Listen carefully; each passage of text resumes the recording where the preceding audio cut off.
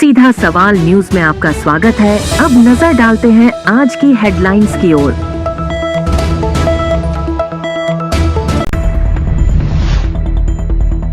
बेंगू police ने car से बरामद किया करीब 4 क्विंटल डोडा चूरा। डोडा चूरा के साथ एक आरोपी गिरफ्तार, कार जब्त। नीलामी में बिकी तस्करी में जब्त 10 गाड़ियां। प्रेमचंद गायरी मौत मामला, जाट समाज ने निष्पक्ष जांच की मांग को लेकर एसडीएम को सौंपा ज्ञापन। स्ट्रीट वेंडर्स केबिन एवं लारी व्यवसायियों को कियोस्क योजना के अंतर्गत दुकानें दिलाने की मांग। अब खबर विस्तार से। बेगू थाना पुलिस द्वारा अवैध मादक पदार्थों के खिलाफ बड़ी कार्यवाही करते हुए 395 किलो 370 ग्राम अवैध डोडा चूरा सहित फॉर्च्यूनर कार को जब्त किया है।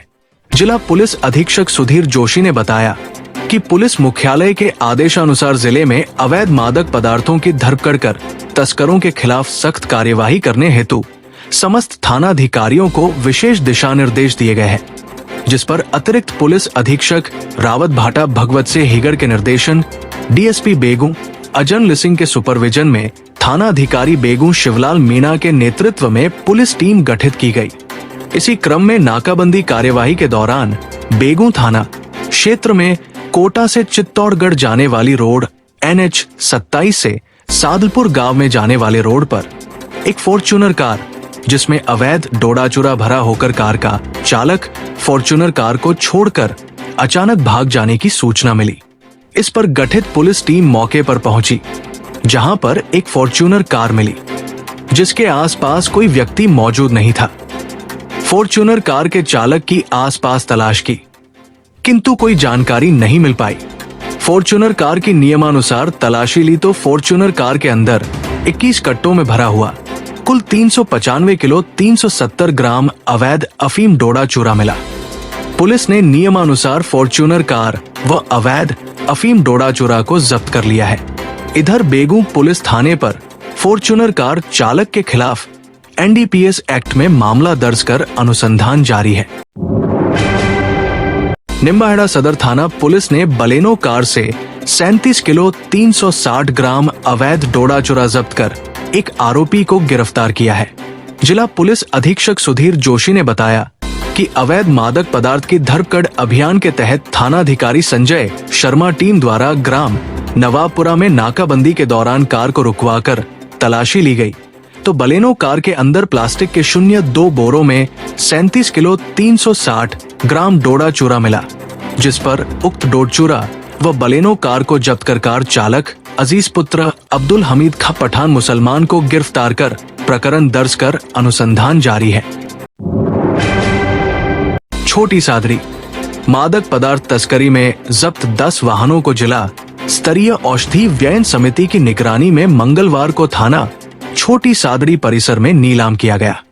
ये कार्रवाई स्वापक औषधि एवं मन प्रभावी पदार्थ अधिनियम एवं भारत सरकार व पुलिस महानिदेशक कार्यालय जयपुर द्वारा जारी SOP के तहत की गई। SP विनीत बंसल ने बताया कि नीलामी प्रक्रिया में 09 मोटरसाइकिल और 01 पिकअप वाहन को सार्वजनिक बोली के माध्यम से GST पंजीकृत फर्मों को बेचा गया। नीलामी में भाग लेने के लिए पहले से विज्ञप्ति जारी की गई थी और उसी अनुसार चयनित वाहनों को प्रक्रिया में शामिल किया गया। कार्यवाही के दौरान SP विनीत कुमार बंसल, अतिरिक्त पुलिस अधीक्षक पर्वत सिन्हा, वृत्ताधिकारी पीपल खूंट सुनील कुमार, सहायक लेखाधिकारी राजकुमार गर्ग, उप कोषालय छोटी सादड़ी के दयाराम सैनी, परिवहन निरीक्षक दुर्गा शंकर एवं अन्य अधिकारी कर्मचारी मौजूद रहे। बड़ी संख्या में आमजन भी नीलामी देखने पहुंचे। निम्बाहेड़ा में प्रेमचंद गायरी की मौत के मामले में जाट समाज ने मंगलवार को SDM को ज्ञापन सौंपा। इस मामले में RP होटल के मालिक गणपत जाट को पुलिस ने हिरासत में लिया है। जाट समाज के लोग इशक्काबाद स्थित तेजाजी महाराज मंदिर में एकत्र हुए। यहाँ बैठक के बाद वे रैली के रूप में SDM कोर्ट पहुंचे।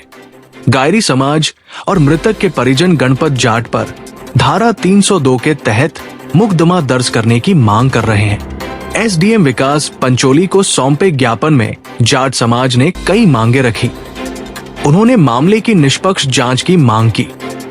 साथ ही कहा कि पुलिस पर किसी तरह का दबाव नहीं बनाया जाए।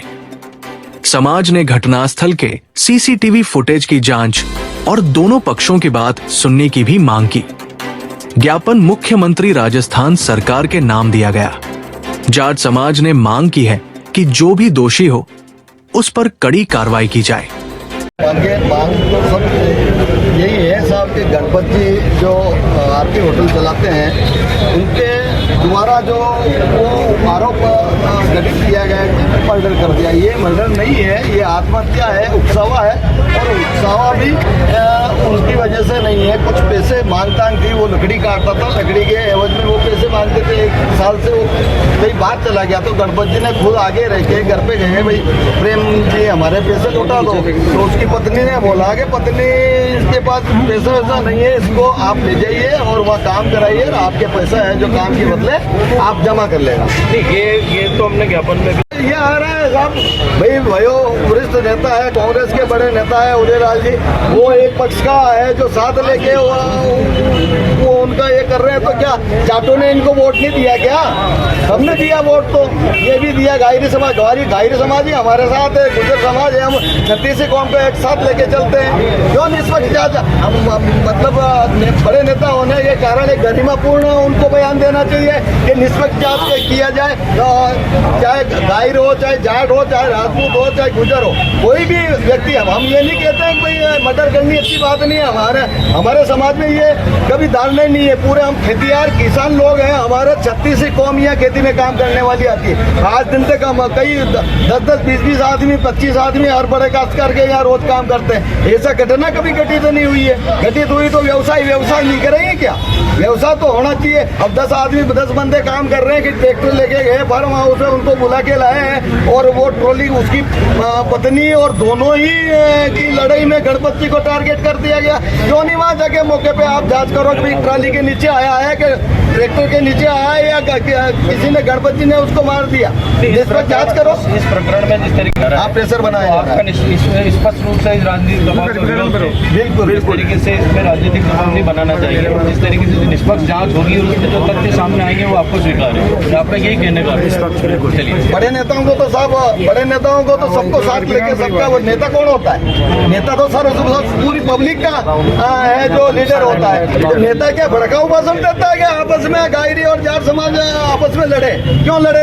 गायरी सब हमारे साथी, सब हमारे भाई है। इनका जैसे कि कहना है कि जिस तरीके से इस पूरे प्रकरण में जातिगत विद्वेष पैदा करने की कोशिश राजनीतिक आधार पर की जा रही है, वो वाकई में जाट समाज को किसी भी स्थिति में स्वीकार नहीं है। इस मामले में आप क्या कहेंगे? क्या आपकी मांग है और इन मांगों को लेकर आप किस तरीके से जो है प्रशासन के सामने रखते हैं? गणपत जी मेरे बड़े भाई है। मैं कुल मिला के ये मामला 15 दिन से ऐसा चल रहा है कि हमारे को खाना दुश्वार कर रखा है। और आज भी मैं तो उनका सगा भाई होने के बाद भी मैं तो ये कहता हूँ इसकी निष्पक्ष जांच होनी चाहिए। आप SIT से करा लो, आप CBI से करवा लो, आप SOG से करवा लो, किससे भी जांच करो। तो आप उदयपुर दे दो, जयपुर दे दो, हमारे को उसमें 1% कोई तकलीफ नहीं है क्योंकि हम निष्पक्ष हैं। और इसमें बहुत सारे लोग जानते भी है। आज भी हम उसी पे अटल है कि निष्पक्ष होना चाहिए। जितना गुनाह है उतनी सजा देनी चाहिए।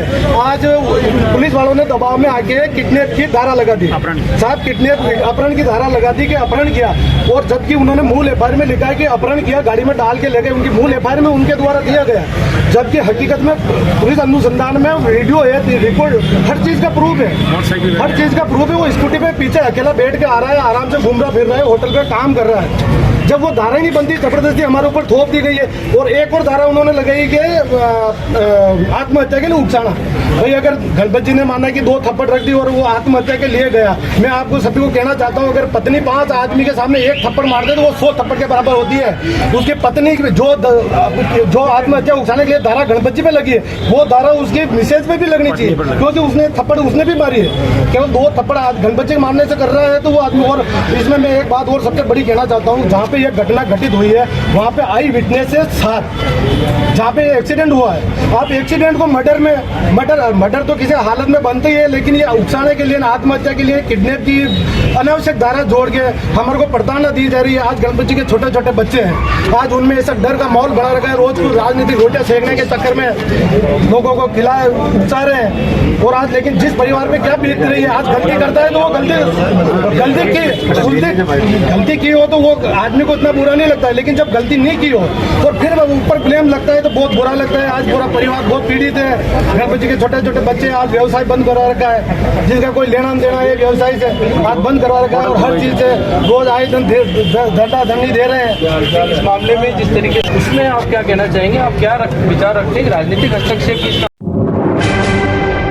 कपासन समस्त स्ट्रीट वेंडर्स केबिन एवं लारी व्यवसायों ने अपनी समस्याओं के बारे में महामहिम राज्यपाल के नाम ज्ञापन उप जिलाधीश कपासन को सौंपा।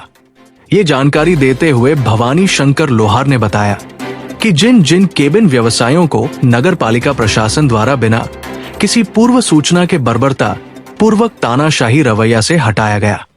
समस्त केबिन एवं लारी व्यवसायी भारत सरकार की स्ट्रीट वेंडर योजना के अंतर्गत आते हैं। उन सभी को स्ट्रीट वेंडर्स योजना का लाभ दिलाते हुए सभी को कियोस्क योजना के अंतर्गत दुकानें दिलाने की मांग की गई।